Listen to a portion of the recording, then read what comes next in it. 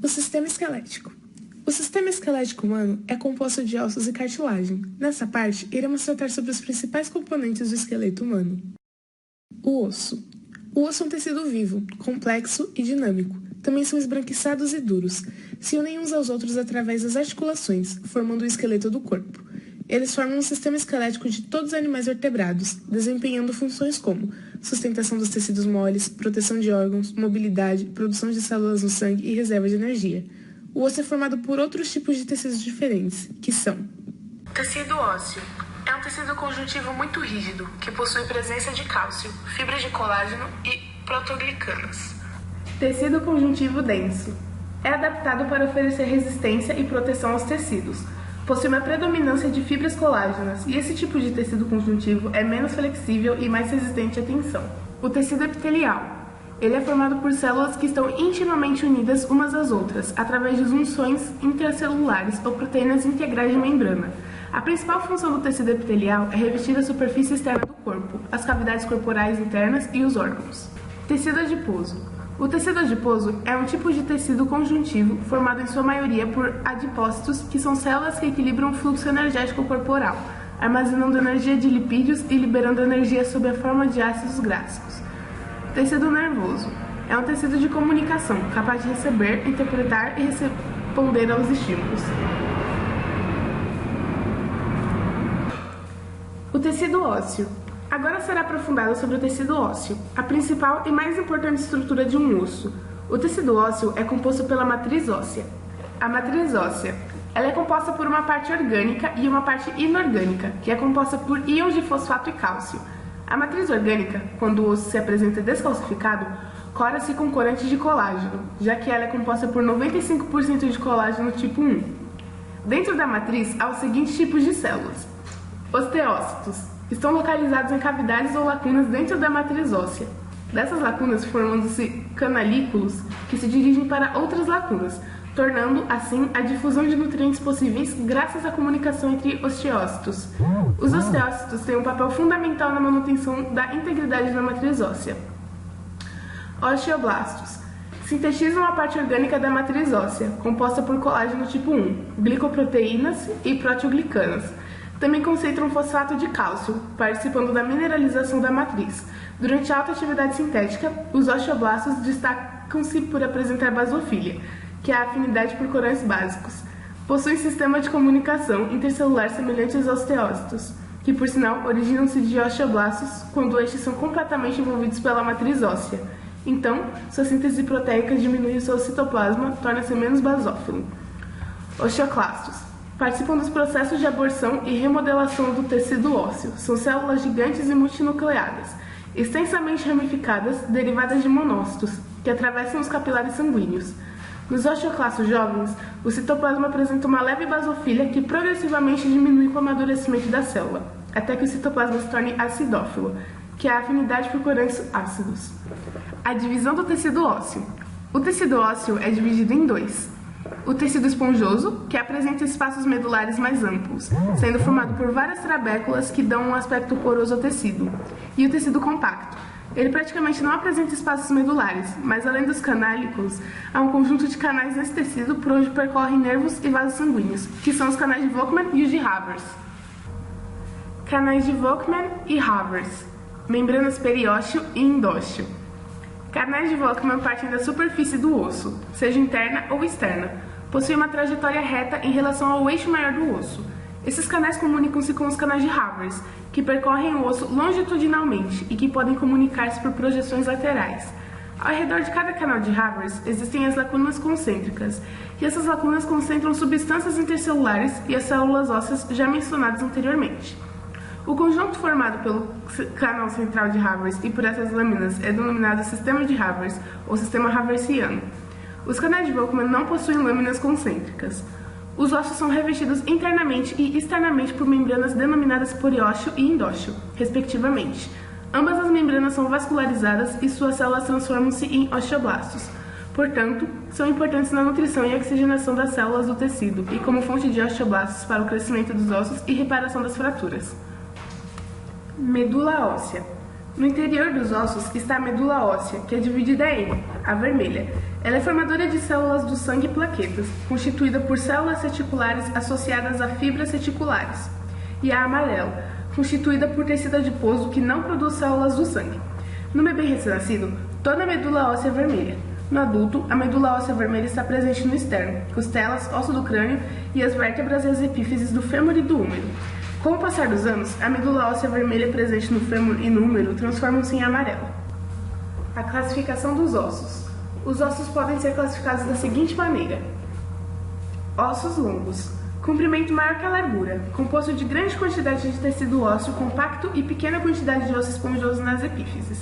Dando exemplo, o fêmur. Diáfise. É a haste longa do osso. Ela é constituída de tecido ósseo compacto, proporcionando considerável resistência ao osso. Epífise. As extremidades alargadas de um osso longo. A epífise de um osso o articula ou une ao segundo osso, em uma articulação. Cada epífise consiste de uma fina camada de osso compacto que reveste o osso esponjoso e são cobertas por cartilagem. Metáfise. Parte dilatada da diáfise, mais próxima da epífise. Ossos curtos. Com comprimentos e larguras particularmente iguais e compostas por osso esponjoso e uma fina camada de tecido compacto, dando exemplo os ossos do carpo. Ossos planos ou laminares, compostas por duas lâminas paralelas de tecido ósseo compacto com osso esponjoso entre elas, dando exemplos o osso parietal e o frontal. Ossos alongados, como os da costela, são longos e achatados, não apresentando canal central. Ossos irregulares, como as vértebras, apresentam formas complexas e quantidades variáveis de tecido esponjoso compacto. Ossos pneumáticos, são ocos e cheios de ar, dando exemplo alguns ossos da face.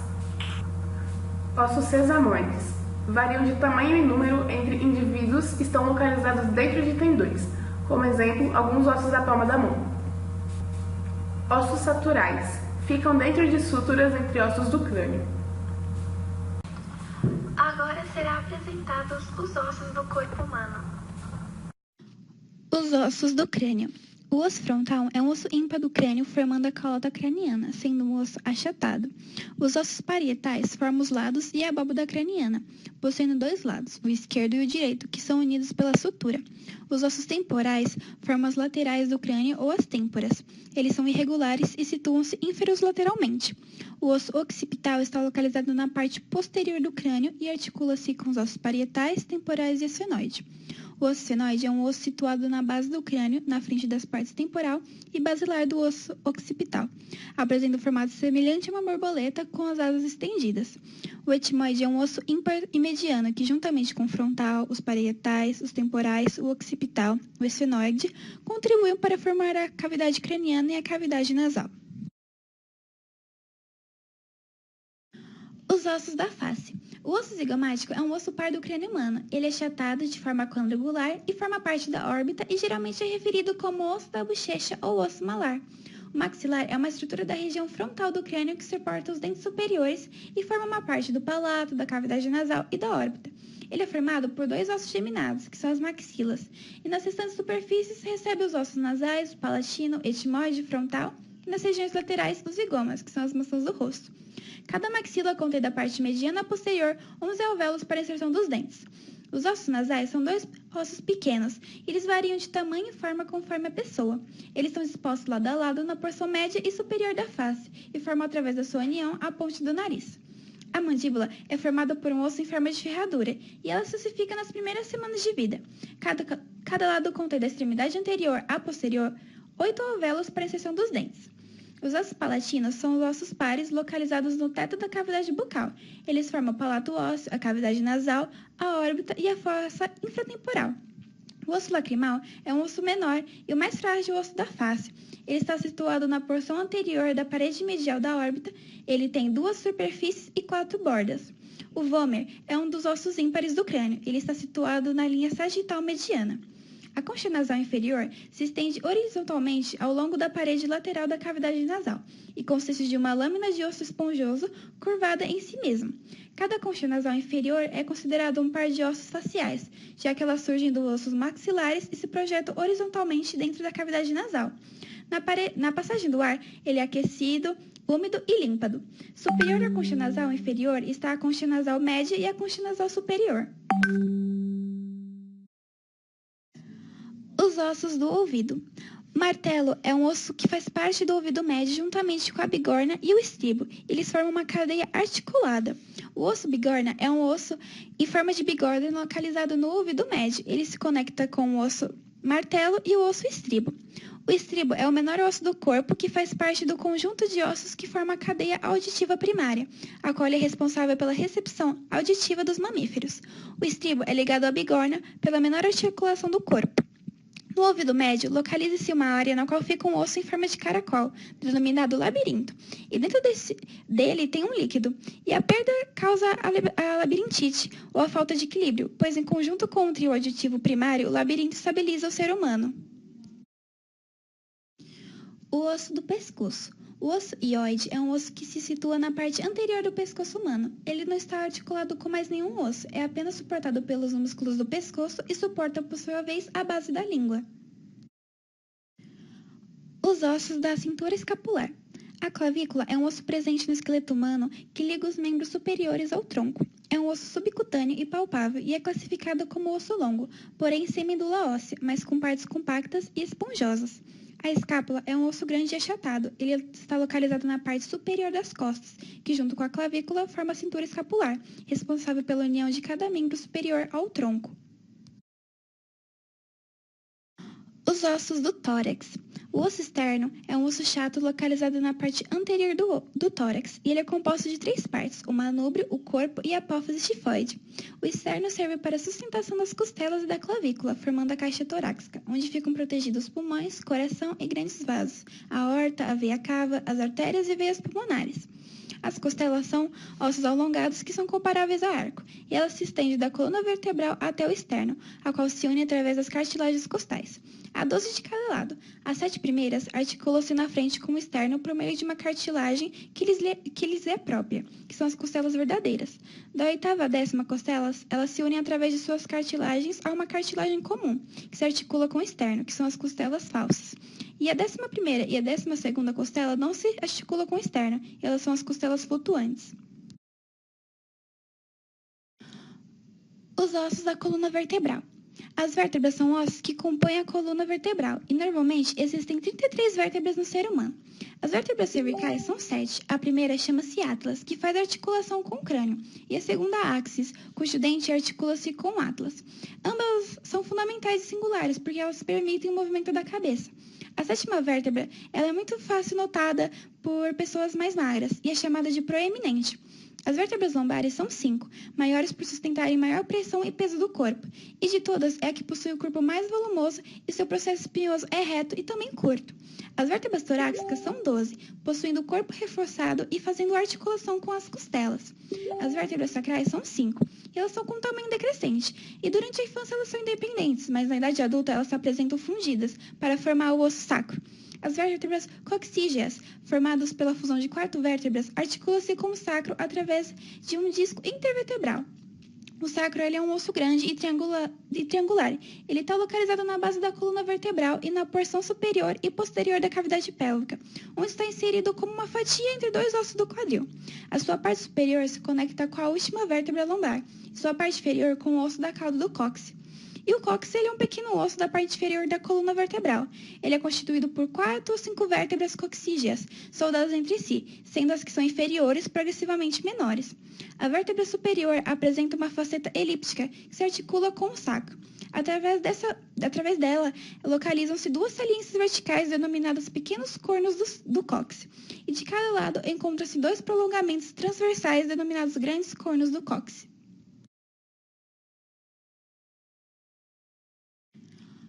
Os ossos do braço. O húmero é um osso longo que compõe a porção esquelética do braço humano, ou as patas dianteiras de mamíferos e quadrúpedes. O húmero guarda muitas semelhanças com o fêmur. A ulna é um dos ossos que formam o antebraço, sendo o maior deles, e é classificada como osso longo e sua parte proximal é similar com a chave inglesa, e é também conhecida como o osso do cotovelo. O rádio é um osso do braço que se estende na parte lateral do antebraço, indo do cotovelo até ao lado do punho, onde se encontra o polegar.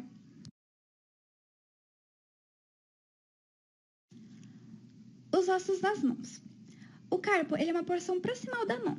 ou seja, ele é um conjunto dos ossos dos membros anteriores que articulam-se com os ossos do braço e com os do metacarpo.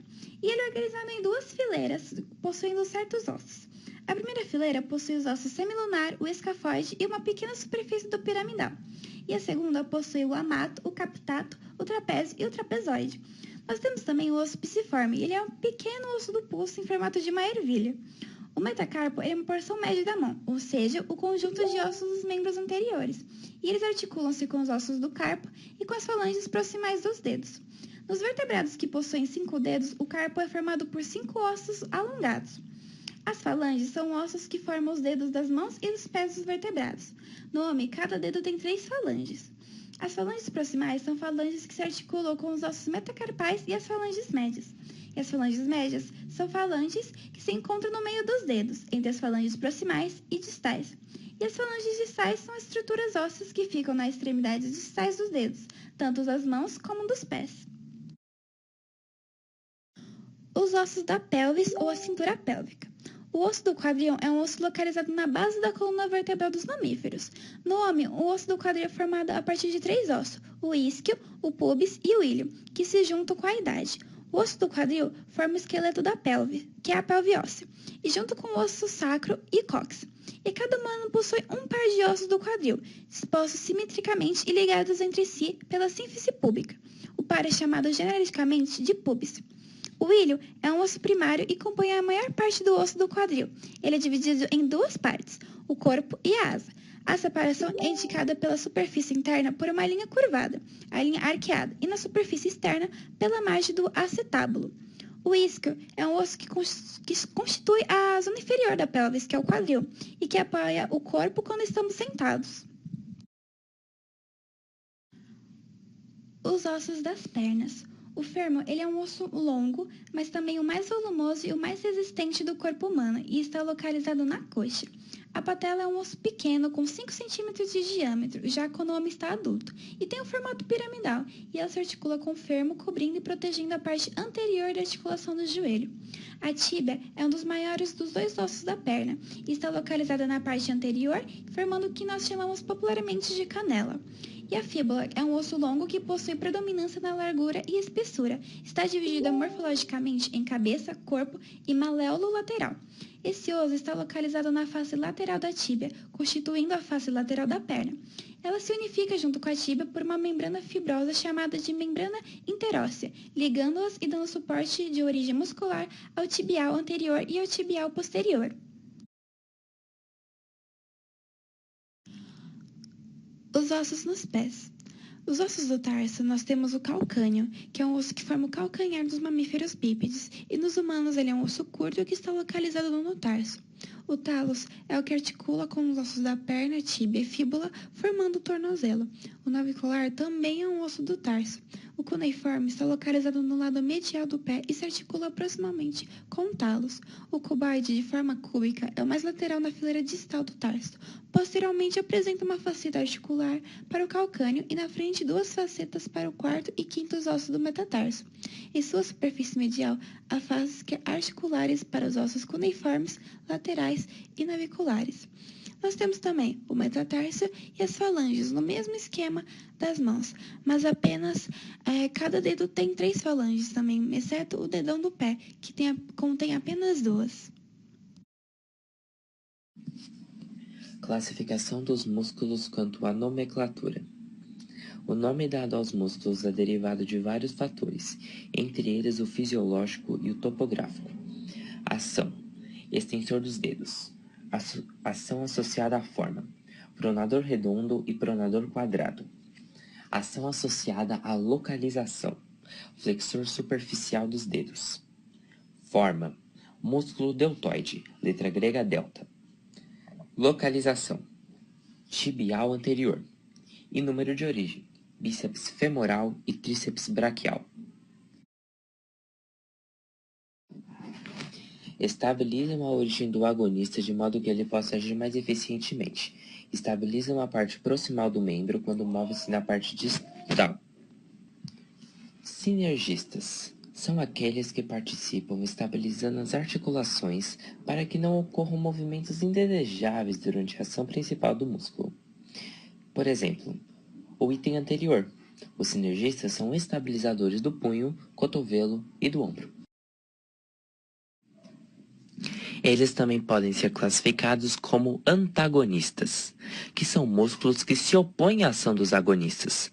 Quando o agonista se contrai, o antagonista relaxa progressivamente, produzindo um movimento mais suave. Como, por exemplo, o item anterior, porém, os antagonistas são os extensores dos dedos. Podem ser agonistas, que são músculos principais que ativam um movimento específico do corpo. Eles se contraem ativamente para produzir o movimento desejado. Como, por exemplo, pegar uma chave sobre a mesa. Os agonistas são os flexores dos dedos. Agora, a classificação dos músculos quanto à sua função no corpo. Outra classificação do músculo quanto à forma estão os músculos largos, que caracterizam-se por serem laminares. São encontrados nas paredes das grandes cavidades, como por exemplo no tórax e no abdômen. Na imagem a seguir podemos utilizar como exemplo o diafragma. Ainda quanto à forma, eles também podem ser classificados como curtos, e encontram-se nas articulações cujos movimentos têm pouca amplitude, o que não exclui força nem especialização, como por exemplo temos os músculos da mão, como nas 3 imagens abaixo. O músculo ele pode ser longo. São encontrados especialmente nos membros. Os mais superficiais são os ossos mais longos, podendo passar 2 ou mais articulações. Temos como exemplo o bíceps braquial, que se localiza nos membros superiores no braço, como a imagem a seguir. Agora, a classificação dos músculos quanto à sua forma. Ainda quanto à situação, eles podem ser classificados como profundos ou subaponeuróticos. São músculos que não apresentam interseções na camada profunda da derme e, na maioria das vezes, se inserem em ossos. Estão localizados abaixo da face superficial, como por exemplo o pronador quadrado. Os músculos, quanto à situação, podem ser superficiais ou cutâneos. Estão logo abaixo da pele e apresentam no mínimo uma de suas interseções na camada profunda da derme. Eles estão localizados na cabeça, como no crânio e face, no pescoço e na mão, na região hipotenar. Como exemplo, temos o plastima. Agora, falaremos sobre as funções dos músculos. Temos a produção dos movimentos corporais, movimentos globais do corpo, como andar, correr e nadar. A estabilização das posições corporais. A contração dos músculos esqueléticos estabilizam as articulações e participam da manutenção das posições corporais, como de ficar em pé ou mesmo de sentar. Regulação do volume dos órgãos. A contração sustentada nas faixas anelares dos músculos lisos pode impedir a saída do conteúdo de um órgão oco. Temos também o movimento de substâncias dentro do corpo. As contrações dos músculos lisos das paredes dos vasos sanguíneos regulam a intensidade do fluxo. Os músculos lisos também podem mover alimentos, urina e gametas do sistema reprodutivo. Os músculos esqueléticos promovem o fluxo da linfa e o retorno do sangue para o coração. E por fim, temos a produção de calor. Quando o tecido muscular se contrai, ele produz calor e grande parte desse calor liberado pelo músculo é usado na manutenção da temperatura corporal. Músculos são estruturas individualizadas que cruzam uma ou mais articulações e, pela sua contração, são capazes de transmitir movimento.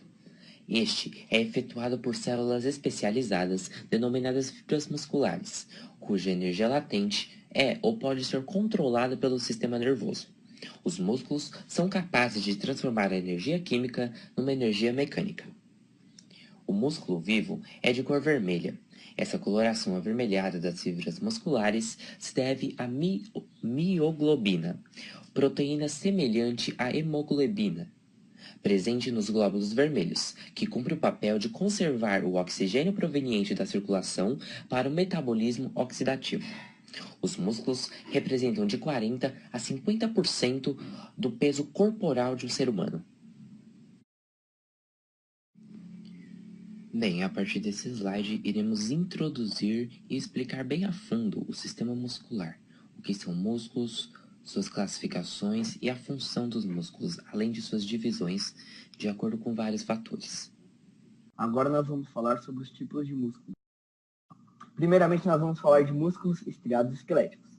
Eles contraem-se por influência da nossa vontade, ou seja, eles são voluntários. O tecido muscular esquelético é chamado assim porque ele alterna entre faixas escuras e claras, que podem ser vistas no microscópio óptico. Agora vamos falar sobre músculos lisos. Eles são localizados nos vasos sanguíneos, vias aéreas e na maioria dos órgãos da cavidade abdômeno-pélvica. Eles têm ação involuntária controlada pelo sistema nervoso autônomo. Vamos falar agora de músculo estriado cardíaco. Ele representa a arquitetura do sistema cardíaco, é um músculo estriado, porém involuntário, com auto-ritmicidade. Vamos falar agora dos componentes anatômicos dos músculos estriados esqueléticos.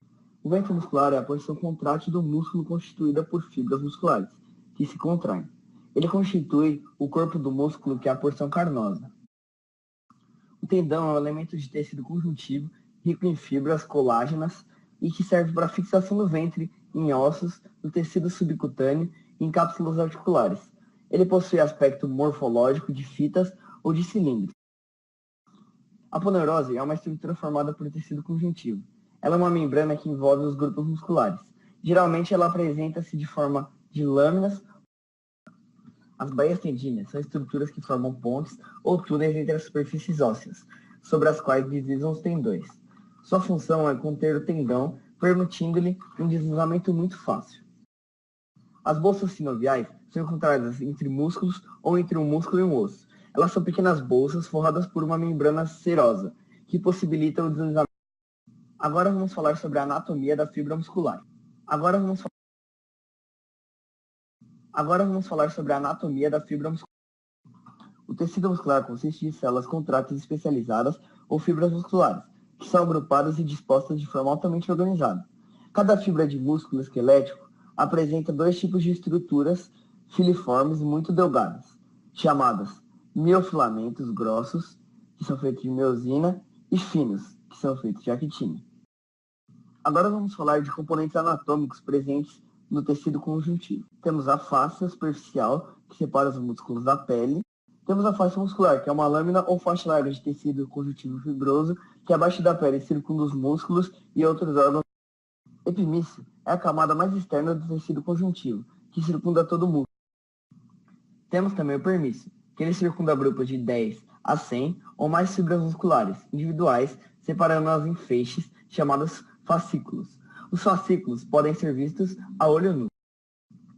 O endomísio é um fino revestimento de tecido conjuntivo que penetra no interior de cada fascículo e separa as fibras musculares individuais de seus vizinhos. Foi muito importante termos conhecido um pouco mais sobre o sistema esquelético e o sistema muscular apresentados nesse trabalho. Para podermos apresentar da melhor forma, nós precisamos de um pouco de suporte. Esse suporte foi encontrado em todas as referências aí. Nosso grupo agradece sua atenção. Obrigado.